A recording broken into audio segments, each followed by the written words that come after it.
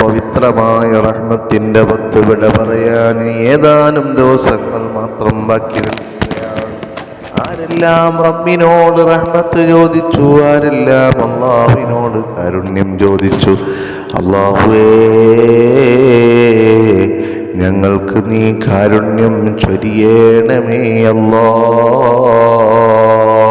സദാസമയം അല്ലാഹുമ്മ അർഹംനീ യാ അർഹമർ റഹീമീൻ എന്ന് പറയുന്നു എന്നല്ലാതെ ജീവിതത്തിൽ കാരുണ്യമാകുന്ന പ്രതിഭാസം മനുഷ്യരിലുണ്ടോ? ഇന്നത്തെ ലോകത്തേക്ക് പരിശോധിക്കുമ്പോൾ കാരുണ്യമാകുന്ന പ്രതിഭാസം മനുഷ്യരുടെ ഹൃദയങ്ങളിൽ നിന്ന് എടുത്തു കളഞ്ഞിരിക്കുകയാണ്. മക്കളോട് മാതാപിതാക്കൾക്ക് കാരുണ്യമില്ല, മക്കൾക്ക് മാതാപിതാക്കളോട് കാരുണ്യമില്ല. മുതലാളിക്ക് തൊഴിലാളിയോടില്ല, തൊഴിലാളിക്ക് മുതലാളിയോടില്ല. ചെറിയവർക്ക് വലിയവരോട്, വലിയവർക്ക് ചെറിയവരോട്. അങ്ങനെ ഒരുപാട് മേഖല പരിശോധിച്ചാൽ കാരുണ്യം കുറഞ്ഞുകൊണ്ടിരിക്കുന്ന സമയത്ത് വരുന്നു റഹ്മത്തിന്റെ പത്തിൽ നിങ്ങൾ കാരുണ്യം ചോദിക്കണേ.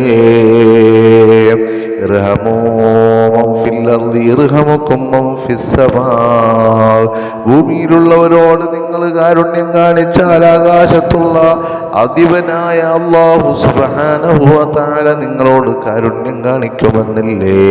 അതേ മുത്തുനബി സല്ലല്ലാഹു അലൈഹി വസല്ലമ തങ്ങളുടെ ജീവിതത്തിൽ എങ്ങനെയാണ് പാവങ്ങളെ ചേർത്ത് പിടിക്കലും അവർക്ക് സ്വാന്തനമേകലും ഒരു വിശ്വാസിയുടെ ബാധ്യതയാണ്.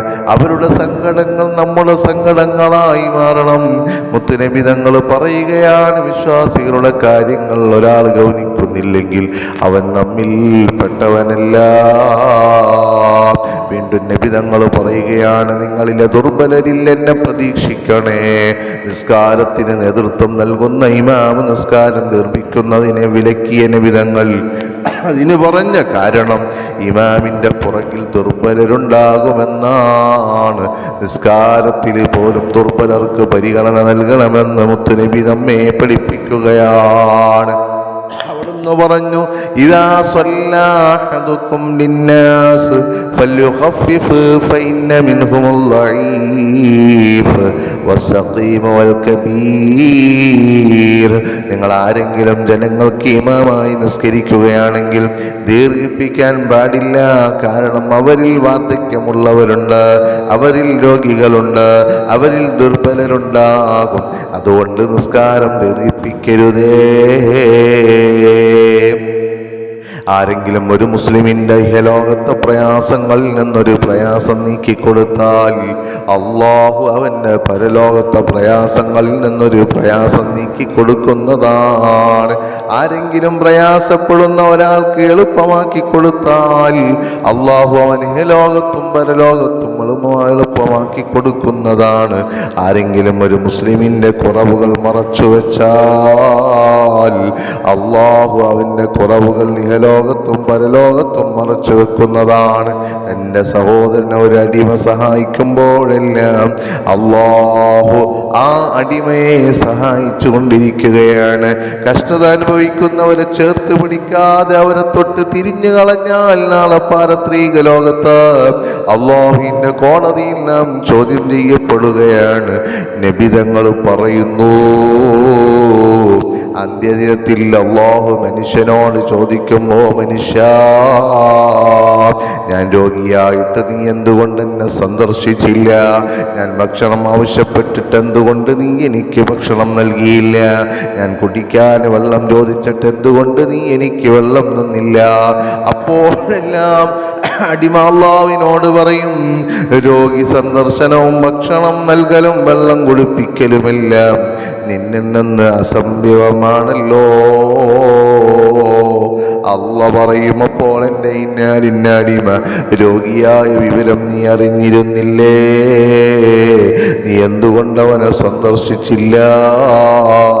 എൻ്റെ ഒരു അടിമക്ക് ഭക്ഷണം ആവശ്യമാണെന്ന് നിനക്കറിയുണ്ടായിട്ട് നീ എന്തുകൊണ്ട് അവന് ഭക്ഷണം നൽകിയില്ല? എൻ്റെ ഒരു അടിമക്ക് വെള്ളം ആവശ്യമാണെന്ന് നീ അറിഞ്ഞിട്ടും നീ എന്തുകൊണ്ട് അവനക്ക് വെള്ളം കൊടുത്തില്ല? നീ അവിടങ്ങളിലെല്ലാം പോയിരുന്നെങ്കിൽ നിനക്ക് എന്നെ അവിടെയെല്ലാം കാണാമായിരുന്നു. ഞാൻ വലിയ പ്രതിഫലം അതിന് നൽകുമായിരുന്നു. രോഗി സന്ദർശനം വലിയ പ്രതിഫലം ലഭിക്കുന്ന സ്വന്തന പ്രവർത്തനമായിട്ടാണ് നബി സല്ലല്ലാഹു അലൈഹി വസല്ലം പരിചയപ്പെടുത്തിയത്. ഒരാൾ വൈകുന്നേരം ഒരു രോഗിയെ സന്ദർശിക്കാൻ ഇറങ്ങിയാൽ അവൻ്റെ കൂടെ 70,000 മലക്കുകൾ പുറപ്പെടുന്നതാണ്. അവർ അവൻ്റെ പാപമോചനത്തിന് വേണ്ടി പ്രഭാതം വരെ പ്രാർത്ഥിച്ചു കൊണ്ടിരിക്കുകയും ചെയ്യുന്നതാണ്. അവന് പഴങ്ങൾ കാഴ്ച നിൽക്കുന്ന സ്വർഗീയ തോട്ടമുണ്ടെന്ന് ഹബീബ്.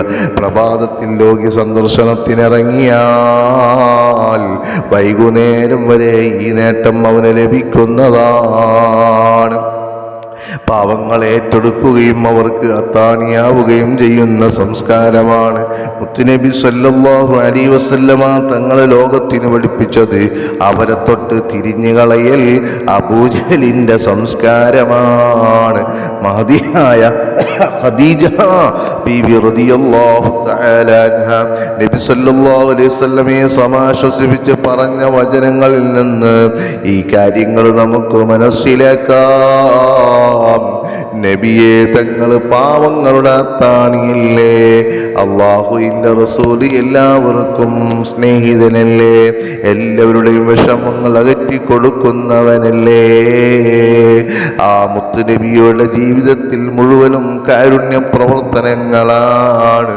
നമുക്ക് കാരുണ്യമുണ്ടോ? നമ്മുടെ വീട്ടിലേക്ക് നാം കയറി വന്നാൽ നമ്മളെ ഭാര്യമാരോട് കാരുണ്യമുണ്ടോ?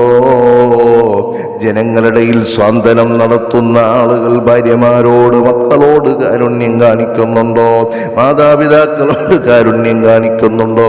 ഇങ്ങനെ ജനങ്ങൾക്കിടയിൽ മാത്രം നീ കാരുണ്യ പ്രവർത്തനം നടത്തിയിട്ട് കാര്യമില്ല. നിന്റെ കുടുംബത്തിലും വീട്ടിലും മറ്റുള്ളവരോടും എല്ലാ ജീവജാലങ്ങളോടും കാരുണ്യം കാണിക്കണം. എങ്കിൽ മാത്രമാണ് നമുക്ക് വിജയമുണ്ടാവുകയുള്ളൂ. അല്ലാഹു തൗഫീക്ക് നൽകട്ടെ. ദിവസവും പത്രദൃശ്യ മാധ്യമങ്ങളിലൂടെ കേട്ടുകൊണ്ടിരിക്കുന്ന ഞെട്ടിക്കുന്ന വിവരങ്ങളാണ്. വാപ്പയെ കെടുത്തുറുത്ത് കൊന്ന മക്കളെ കുറിച്ച് നാം കേൾക്കുകയാണ്. ഇങ്ങനെ എന്തെല്ലാം വാർത്തകളാണ് കേൾക്കുന്നത്. വൃദ്ധയായ മാതാവിനെ കസേരയോടുകൂടെ പുറത്തേക്ക് എറിഞ്ഞ സംഭവം ഈ അടുത്തുണ്ടായില്ലേ? ഇങ്ങനെ സ്വന്തം മകനെ വാപ്പ ക്രൂരമായി പീഡിപ്പിച്ചു കൊന്നത് കേട്ടില്ലേ? ഇങ്ങനെ കാരുണ്യം മനുഷ്യന്റെ ഹൃത്തടങ്ങളിൽ നിന്ന് മാറിയിരിക്കുമ്പോൾ അല്ലാഹു പരിശുദ്ധ റമളാന് നൽകിയിട്ട് ചോദിക്കാൻ പറയാണ്. അതുകൊണ്ട് പ്രിയപ്പെട്ടവരെ, ക്ഷമിക്കാനും സഹിക്കാനുമുള്ള ഒരു മനസ്ഥിതി പരിശുദ്ധമായ റമളാനിലെ നോമ്പ് പിടുത്തത്തിലൂടെ കാരുണ്യത്തിൻ്റെ പത്തിൽ നമുക്ക് ആവാഹിച്ചെടുക്കണം. പരിശുദ്ധ റമളാനിൻ്റെ റഹ്മത്തിൻ്റെ 10 കഴിയുമ്പോഴേക്ക് റഹ്മത്ത് കാരുണ്യമുള്ളവനായി നാം മാറണം.